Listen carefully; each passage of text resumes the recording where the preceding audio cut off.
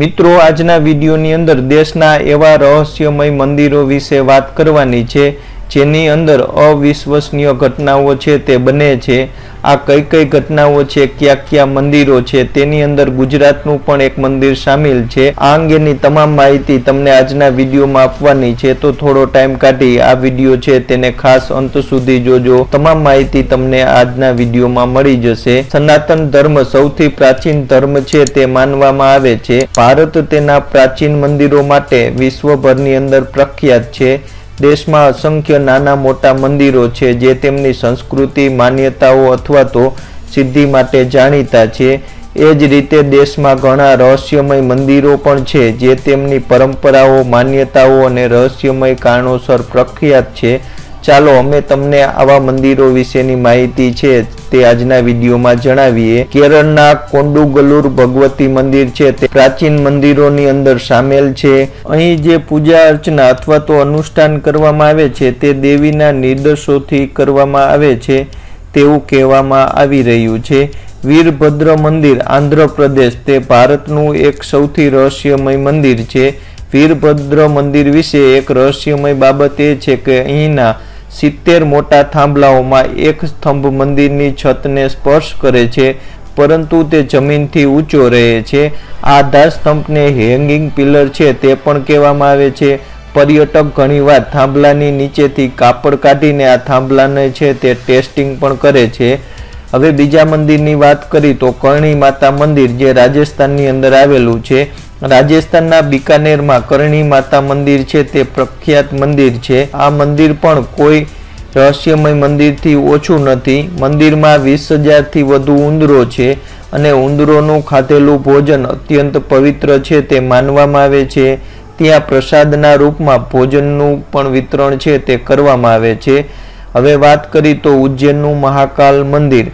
एवुं कहेवामां आवे छे के उज्जैन ए आकाश अने पृथ्वीनुं केंद्र छे। अहीं एक राजा छे ते काळोनो काळ महाकाल छे। अहीं अनेक मंत्र जाप अने अनुष्ठान छे ते थाय छे। मान्यता अनुसार राजा भोजना समयथी कोई पण राजा अहीं छे ते रोकातो नथी। मोटा राजकीय होद्दा पर बेठेला जनप्रतिनिधिओ पण अहीं रात्रे छे ते रोकाता नथी। तेनुं रहस्य छे ते कोईने खबर नथी, परंतु आवी घटनाओ राजकारणीओ अने जूना राजवी परिवार साथे संकळायेला लोकोने उज्जैन मंदिरनी सरहदमां रात्रे रोकावानुं बंध करवानी फरज छे ते पाड़े छे। हवे वात करी तो कामाख्या देवी मंदिर जे गुवाहाटीनी अंदर आवेलुं छे। गुवाहाटीना नीलाचल टेकरी पर कामाख्या देवी मंदिर मां दुर्गाना 51 शक्तिपीठोमांनुं एक छे। आ मंदिर काळा जादूना अनुष्ठान माटे जाणीतुं छे। दर वर्षे ચોમાસા દરમિયાન મંદિર 3 દિવસ માટે બંધ રહે છે। એવું માનવામાં આવે છે કે દિવસોમાં ગર્ભગૃહમાંથી વહેતું ઝરણું છે તે લાલ થાય છે તેમજ પથ્થરની મૂર્તિને ટાંકેલું લાલ કપડું કાપીને ભક્તોને પ્રસાદ તરીકે આપવામાં આવે છે। હવે વાત કરી તો અસીરગઢ શિવ મંદિર જે મધ્ય પ્રદેશની અંદર આવેલું છે। પૌરાણિક માન્યતા અનુસાર મહાભારતના અશ્વત્થામાએ પિતાના મૃત્યુનો બદલો લેતી વખતે એક ભૂલ છે તે ભારે હતી અને ભગવાન શ્રી કૃષ્ણએ તેમને યુગો યુગો સુધી ભટકવાનો શ્રાપ છે તે આપ્યો હતો।